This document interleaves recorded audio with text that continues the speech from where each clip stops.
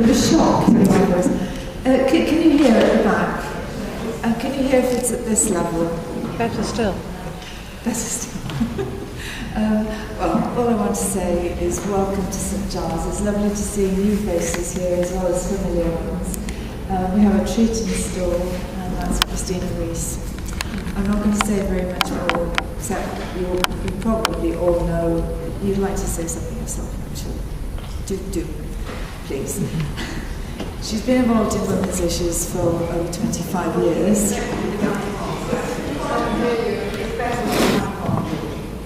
It is on.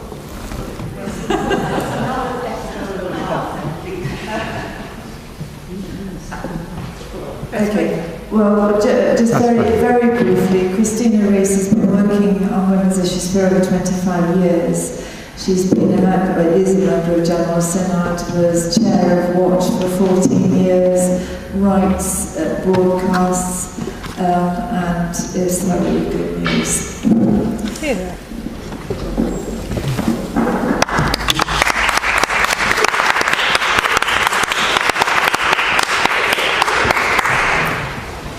Thank you for that warm welcome, and thank you very much to Georgie. And I'm particularly thrilled to be here and welcomed here, and the title of this series of talks on suffering gives me great pleasure to address, because talking about suffering can actually leave us quite flat and feeling worse than when we didn't talk about suffering and think about it. But when I saw that Georgie had named this engaging positively with suffering, seeking and finding hope, I thought this is really exciting to be part of this particular series. So I'm very, very glad to be here. And addressing the issue of suffering of women when bad theology ruins lives. It's a huge issue, and we could get so easily mired in the describing of how bad theology has ruined so many lives of women as well as men, of course, over many years. But I will force myself to move on from some of that. And so I want to start with just talking a little bit about what bad theology looks like and why it has been so insidious, particularly with Christianity. It goes through all faiths face their own bad theology or bad philosophy that has damaged women. And that's one of the interesting constants across the board, is that almost any faith you go to or any system, women suffer in a particular way. And it's many fine writers have tried to understand, why is this so? What are the elements that go into making that happen? And I'd like to suggest a few of them that I've found both in my study and in, as Georgie says, 25 years on General Synod. That gives a particular angle and perspective on the suffering of women. But I won't spend too much time talking about the General Synod, because that's just not fair. There's so much else to talk about. But perhaps a little bit about it to illustrate some of what I mean and bring it right up to date, because a lot of it is historical, and we can go back to pre-Christian writings, pre-Jewish writings, but we also, unfortunately, can bring it bang up to date, and it's ongoing. This is a live issue. So that's the setting the scene. So bad theology always exists in a context. And people think, you think theological thoughts, and then the rest of life goes on. And if you have integrity, you try to join the dots. But I think what some people have not seen, and certainly some theologians, the holy men, and it was by and large men of their day, the cutting-edge theologians of their day, what they couldn't see is how their very thoughts and conclusions, particularly about women, were affected by their understanding, their worldview, their understanding of biology, their understanding of where tradition fits in, and most particularly, it's how people have seen and understood the nature of God, and from their views on the nature of God, the nature of humanity. And it's really those two things that have so affected particularly the contemporary suffering and discrimination against women and oppression of women. And I want to say right at the beginning, in all the years I've been involved, I have met very, very few misogynists. This is not about men hating women or even women hating women. But what I have seen is a system and an understanding and a way of thinking about God and theology and our faith that actually has been oppressive to women. And I want to make that clear. One of the things that, just to go back to history, is the church fathers, for instance, were the bright minds, the best minds. A lot of them were extraordinarily brilliant and gave the church thinking about the Christian faith, the nature of God, and many things that are still have currency today. But one of the things that affect them, and I will just pluck a few to trace some of the history, is the Aristotelian understanding of biology, which was with us almost until the Enlightenment. And one of the ways that particularly affected the suffering of women is that it was thought that only the male seed formed the new human being. There was absolutely no scientific understanding of women's reproductive system and of the ovum. And so this led to seriously bad theology, which led to serious suffering of women. And I will pluck just a few people who show this as examples of what I'm talking about. If you look at Aquinas, Thomas Aquinas, who was probably the greatest theologian and philosopher working in the 13th century, and basing his views on Aristotelian biology, believed that if things went really well, all humans should be born male. Very short-sighted, and we do laugh now. You know, how long would have he not had to think to sort of think, if all human beings are born male, what about the next generation? But he didn't come to that conclusion. And women were seen very, very much as the incubators for the male seed. And so this great man, this otherwise great man who systematized a lot of Christian thinking, could write and rail in his writings about how women ruined the seed and were not good incubators because they, for instance, got caught in an east wind or sat on a damp piece of ground, and then girl babies were born or male babies were born not as strong and robust as they should have been. And the extraordinary thing is that Aquinas, who was elsewhere, meanwhile, back at the ranch, writing really worthwhile things, could also write things like that. He also was a little quirky in other ways. He believed in a form of reincarnation. And this is also how he saw women, is that when men failed in this life, they came back, the failed ones, as, wait for it, women. But when women failed in this life, they were reincarnated as animals. And in the word he used was beasts, which to us is even more shocking.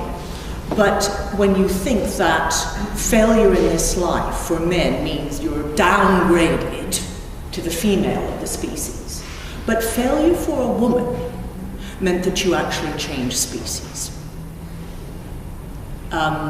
let that sink in a moment, because Aquinas is not the only God-fearing man who gave us so much in the church, who actually saw women as being maybe more animal than human. And that has been something that has been a thread throughout a lot of Christian history. And there was even a famous synod, I think in the 3rd century, where one of the items on the agenda, and I forget where it was, but it's known, are women human? You will be very pleased to know that the vote went the right way. We are human. Women are human. But it was only won by a very, very narrow majority. And I couldn't help but think of my own synod at times. But this is what could happen.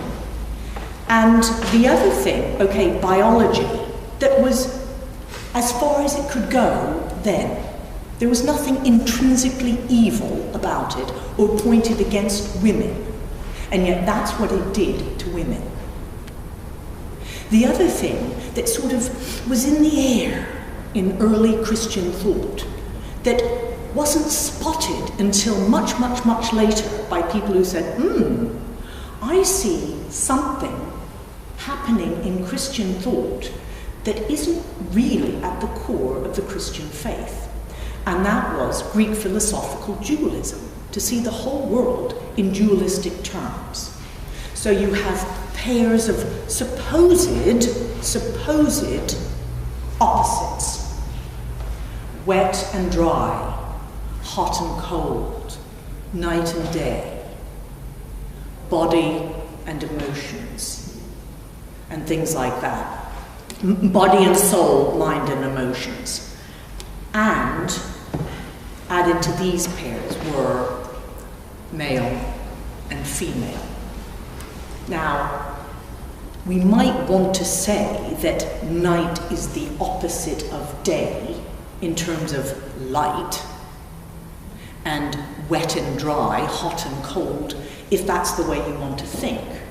But in what way is it valid as Christians to see men and women as opposites in that same binary way?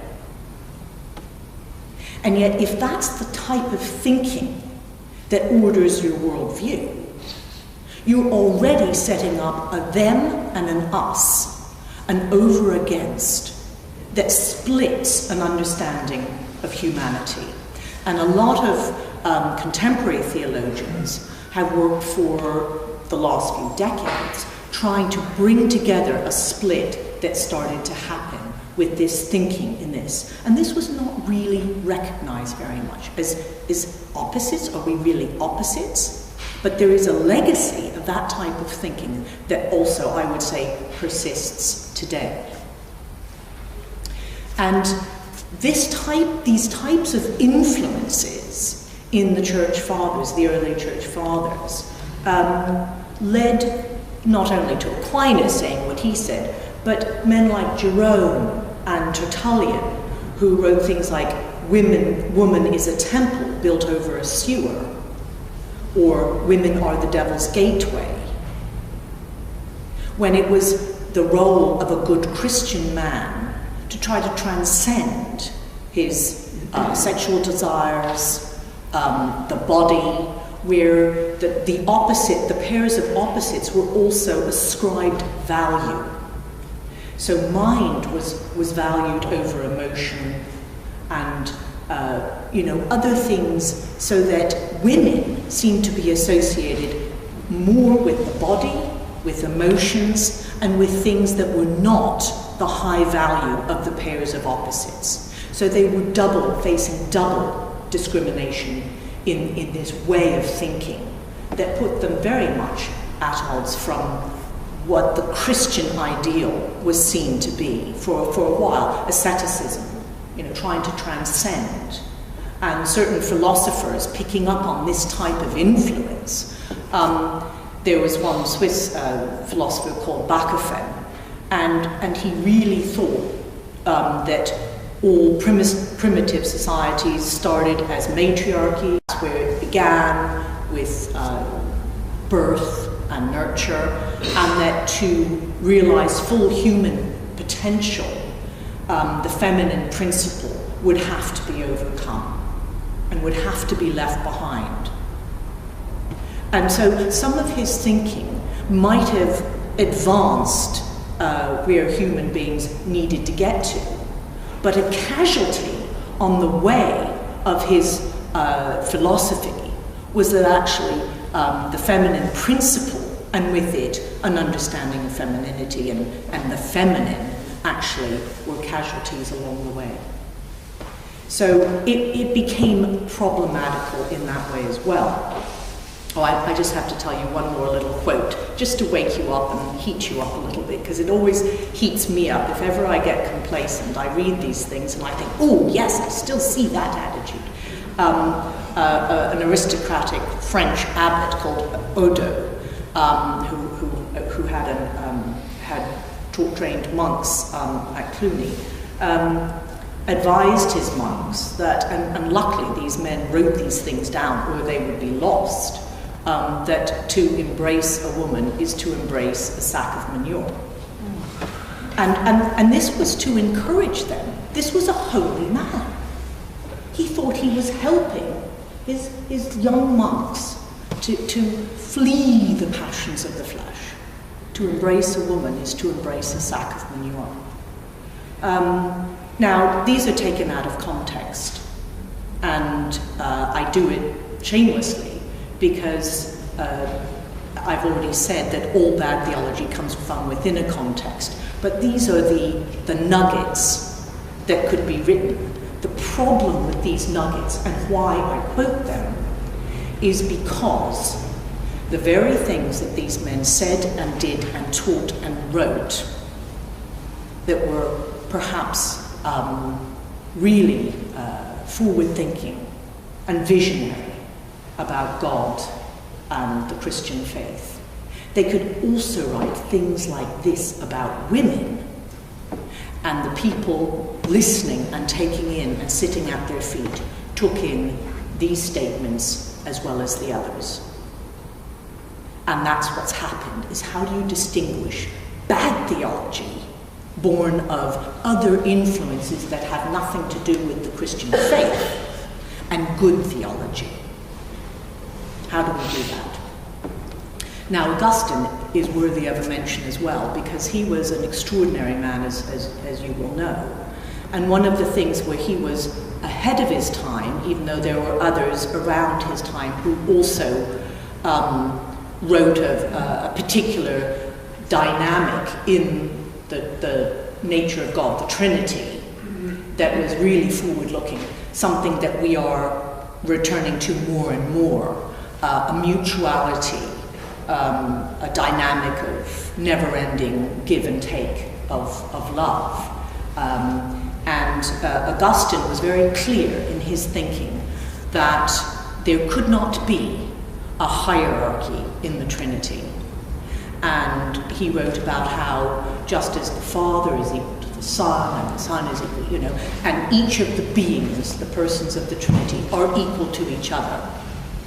And this was radical and wonderful, and actually, very interestingly, he was ahead and his thinking should have held sway from then on, but it didn't. It went back and forth.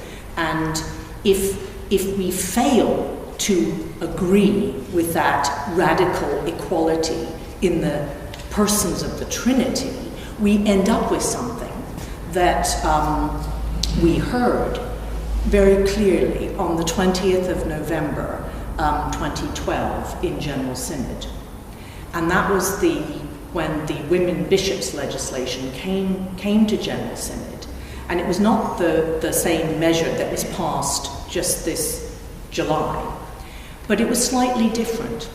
And there was a speech made by someone who spoke about how women, he was against the ordination of women, and the reasons that he gave in his speech, which will be on record somewhere, for why women can't be bishops, is because the Son, the second person of the Trinity, is forever subordinated to the first person, God, the Father, and therefore women must be ever subordinated to men.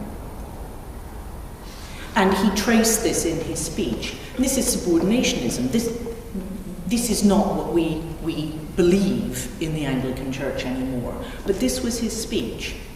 And it caused an outrage, the whole collapse of the measure by a few votes caused a wide outrage across the Church of England. But this man's speech particularly caused an outrage that people thought these views still have currency, even when the Cappadocian Fathers and Augustine laid the groundwork for that, and that has been accepted for so long, and yet this here was subordinationism being preached, and used it as an excuse to keep women in a subordinated place to men, and therefore not able to share in episcopal ministry in the Church of England. So very interesting how bad theology still has casts long shadows. Now, in terms of other excesses of bad theology, there's obviously, we could mention, and it would be wrong not to mention, the witch hunts, where women, their bodies, their spirituality, and their sexuality were basically demonized. And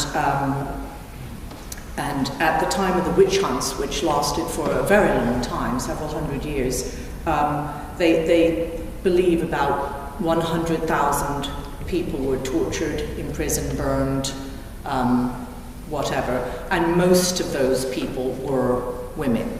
There were also some men who were believed to be male witches who were tortured and burned, but most of them were women.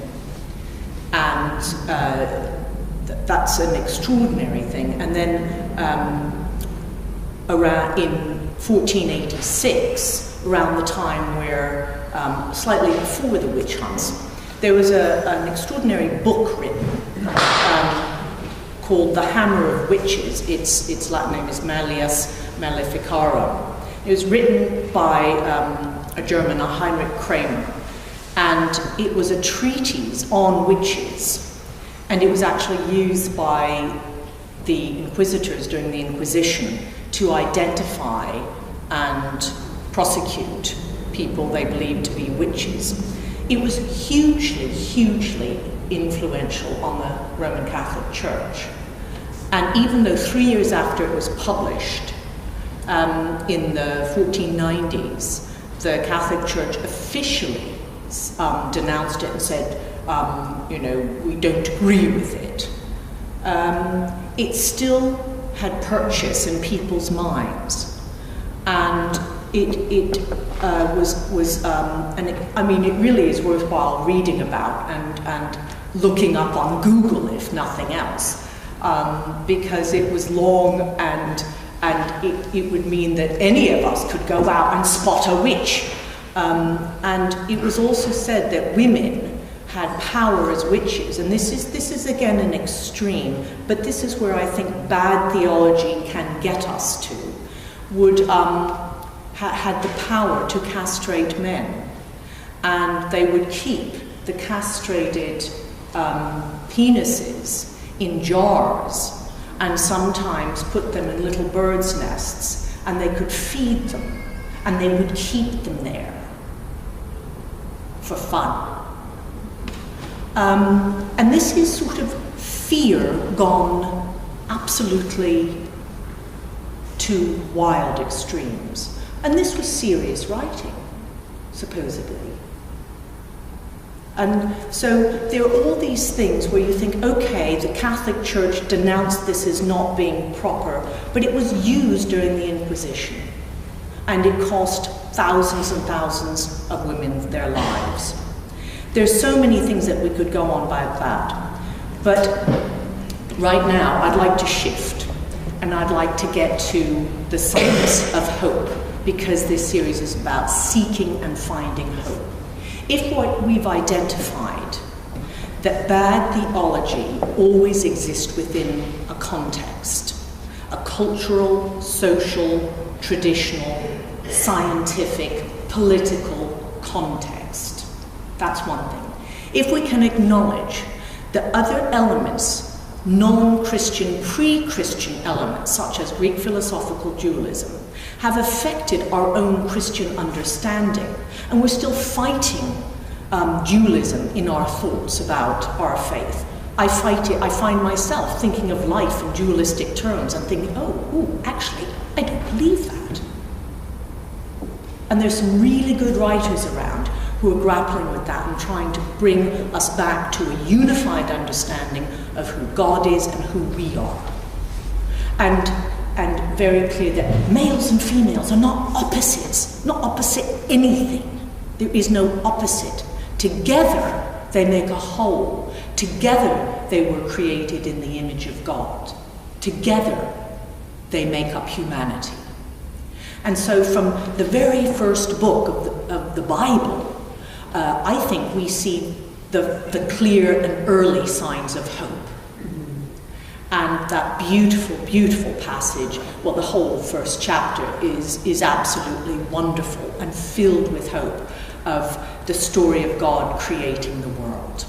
Really fantastic, really glorious, particularly when it's described about the creation of man and women, is that together they were created. No hierarchy, no opposite, no better than, together, and it was good.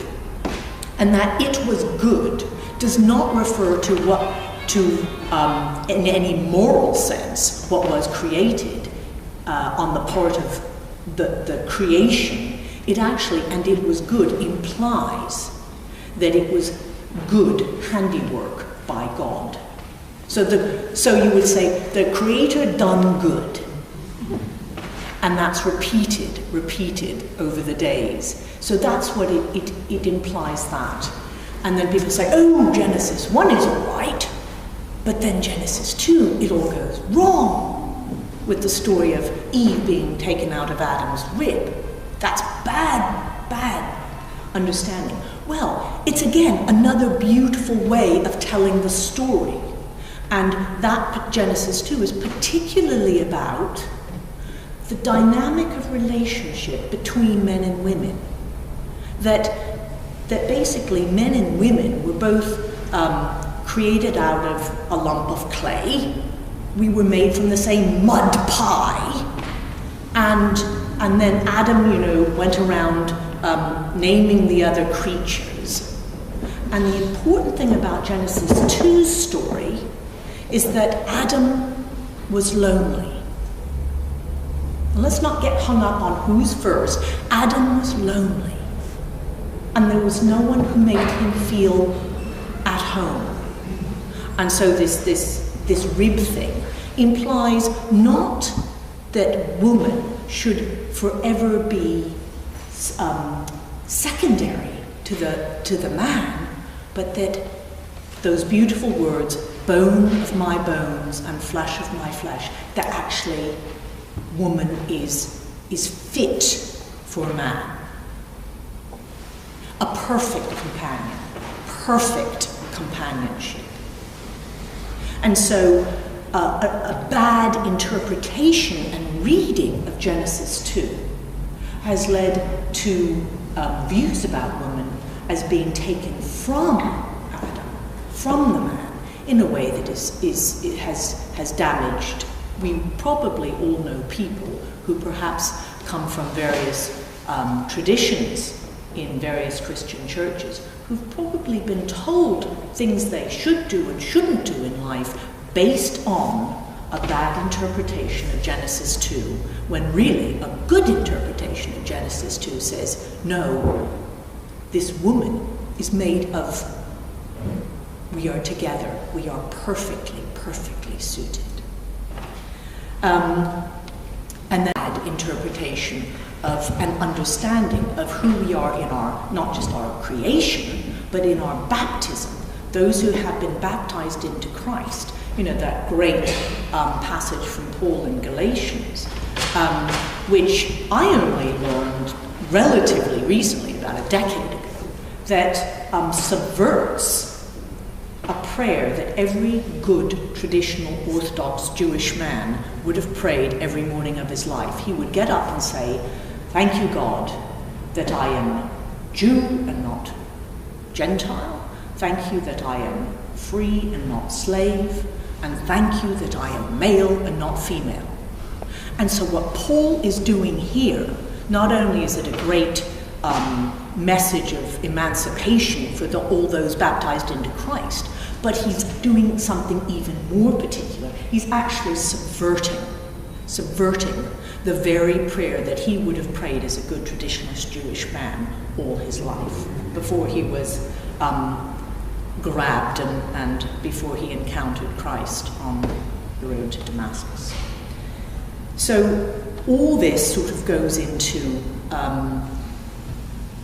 helping us, I hope, to see that it's not just one thing, it's a very complex thing. It's not just bad biblical interpretation, it's not just bad theology. It's so much goes in to making things difficult and complex for women. And to me there is one thing that overarches it, and that is a system of patriarchy. And that is something that we are most definitely still facing, not only in our churches and in our country, but certainly around the world. And that is an understanding that males are somehow of greater value than women, and some males are of greater value than other males. So it's bad news for women and also bad news for some men. And it allows a privileging of the male, a privileging of their points of view, certain men's points of view. And this thread of patriarchy is really a system that I think needs to be dismantled and needs to be acknowledged as something that is not part of the Christian faith. And if you look at the life and the teaching and the way Jesus walked around and what he said and how he ministered, I don't think you will see him conforming to the patriarchal traditions of his day. And there are too many examples, you know, the woman at the well, how he treated Mary Magdalene, just too many examples. The woman with the 12-year hemorrhaging, where she broke lots and lots of taboos, she was ritually unclean, he should have stayed away from her, and yet we see him not only commending her and blessing her, but telling her that her faith has made her whole. So if you look through the life of Jesus, you see him quietly, in his own way, subverting patriarchal norms of his day. Signs of hope. And then I'd like to open it up for any comments or discussion or questions. At long last, after nearly 100 years in the Anglican Church, good theology has won the argument for women's inclusion in the orders of the Church of England. There's still many other provinces that haven't quite got there. We've been behind some provinces, but there are 38 provinces in the Anglican Communion, and little over half of them still need to take the journey we took. But finally, good theology prevailed. That's a sign of hope. And I believe that even though it only affects women bishops in the Church of England, there will only be a handful of those, it's not just about the women who will wear purple in the Church of England, But what it says as the established church in this country, how it says now, it's a big stamp of approval on all women, because after all, women have been prevented from being bishops, not because they were not experienced enough, or holy enough, or clever enough, or anything like that. They were kept out of the House of Bishops, being bishops, because they were female. And so what it will read like to everyone, and read in the gut and in the heart, forget the head, is all of a sudden there has been a stamp of approval on women. We saw this very clearly in 1992 when the vote went through for women to be admitted to the priesthood. Is women were driving down the road listening to the 6 o'clock news, heard that it had gone through, and they suddenly found themselves bursting into tears and having to drive off the road. And they thought, why am I crying? This has nothing to do with me. I'm not ordained, I don't want to be ordained. And all of a sudden they acknowledged that somehow they felt as if something about who they were had been affirmed in a special way by this vote in Synod. So I believe that we will see more of that, more of the deep affirmation of women from that. Huge work going on around the world, a lot of global work to stop gender-based violence. And I hope you all know about the 16 days of activism against gender-based violence. The Mothers Union has prepared a pack on this. All you have to do is, Google the 16 days of activism, and so many wonderful resources will come up about that. There is a coalition of Christian organizations called Restored Relationships, that work together to end gender-based violence and raise awareness and help women in abusive relationships. And also, they're very committed to helping men who abuse to stop their abuse. It's very easy to point fingers at far-flung corners of the world and say, oh, look at their, not just human rights, but how, the church colludes with this disgraceful treatment of women.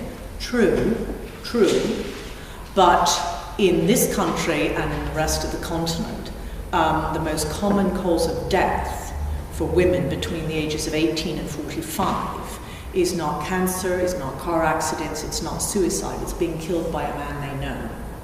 And we know too many horror stories of women going to their pastors, their ministers, their priests, and saying, my husband beats me, or this is happening, and being told, you go home, you be a good wife, and just pray for him, or something like that. And on balance, it takes a woman 33 incidents of violence and abuse before she leaves or seeks help. And usually that's when there's been a threat towards the children, or where there's been actual violence towards one of her children. The United Nations Commission on the Status of Women is an annual event that happens in the United Nations in New York. And there are about 2,000 delegates, and the Anglican delegation from around the world is the largest one that come to that. And so there are Anglican women and men with a strong voice feeding into the United Nations thinking on how to improve the status of women. So Christian rigorous thought being fed into how to improve women's lives around the world. And there's a wonderful organization based in the States called Christians for Biblical Equality. And it really hits right there in the Bible Belt and takes on the Bible, takes on anyone, and says, no, we'll do Bible. If you want to do Bible, we'll do Bible, because we believe at the heart of the Bible is a message of radical equality. So that's very good news.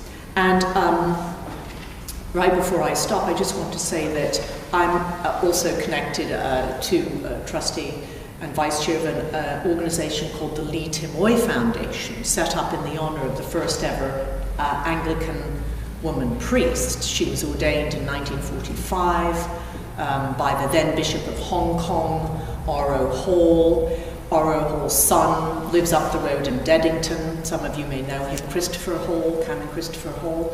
And this foundation was set up in her honor, Florence Lee Timoy's honor, by her sister. And it's an educational foundation that gives grants to women in the developing world. And I undertook a research trip for this organization, and I went to East Africa and lived for a month just with a pack on my back, going very much off-road, and met with the most extraordinary women. I came back with 2 fat notebooks filled with notes I took, and learned from some of the women who were ordained, as well as from some of the lay women, what was really going on. The signs of hope there are that, in contrast to some of the male clergy, who would, as I say, tell women who say, my husband has gone off, he's contracted HIV, he tells me I have to sleep with him, and a lot of these women would go to their male clergy and be told, yeah, you go home and sleep with him. And these women were saying, no, you don't. Do not leave him. Do not kick him out. But do not sleep with him. Care for him. And these women were giving this very positive message. And they say, basically, we have done so many funerals, first for the man, and then a few months later then for the woman, and then we try to find places for their orphans and often take these children in. And they were giving the message of a new way of dealing with this horrible thing to blight so many people's lives. And another story, one woman performed the marriage of a highly educated man and a very beautiful but young and uneducated woman. And it was a beautiful wedding, they were so happy. And then 6 months later, this beautiful young woman comes back to this priest in tears, distraught. My husband doesn't love me. She says, why? Why do you say that? And he said, he doesn't beat me. Oh. And this woman was able to say, sit down. Your husband is educated, your husband loves you. And give this woman an understanding of what love looks like and what marriage can be like without abuse. And so the woman could go away feeling and understanding. So that is one tiny, tiny, tiny picture of all the signs of hope going around that is replacing bad theology with good theology and good practice. But where I want to end really is to go back to the Gospels. Look how Jesus treated women. Read the stories, see how radical he was. He never treated women and men differently on the basis of whether they were male or female. He had sharp things to say to a lot of people, not on the basis of whether they were male or female, but he never discriminated against women because they were women. And last but not least, I want to leave us with a picture of the kingdom of God. Now, where is the kingdom of God? Where did Jesus say it was? It's here and it's now. It's here and it's now. And he's given us lots of pictures of what the kingdom looks like. So the idea is not that we have to strive to create this kingdom. That's not the spiritual reality we exist in. We exist in a spiritual reality where the kingdom of God is here and now. And basically we grow into an awareness of it. So our part of our life's journey is to grow into an awareness that we live in the kingdom of God. And when you meet someone you get along with and you see a spark in their eyes and you feel an affinity, you suddenly realize you're citizens in the same kingdom and you know it. And so I want to leave us with the sign that to me is the greatest hope of all, is that we can know God, we can know ourselves, We can live with a radical equality. We can undo centuries and centuries of bad theology. We can name the things that have no part in the way of Christ. And we can insist that we live in the kingdom. And we just have to act like that. And bring that hope to other people. And not give up the great hope that we all have in Christ. Thank you. That was lovely.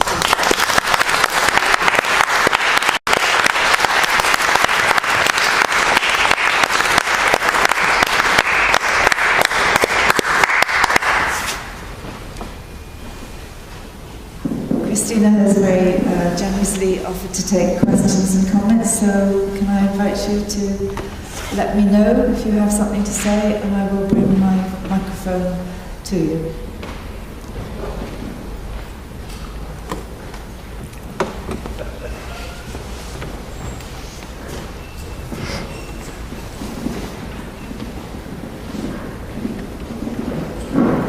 I was wondering if there must be some culture, some ethnic groups that have escaped this separation of the sexes.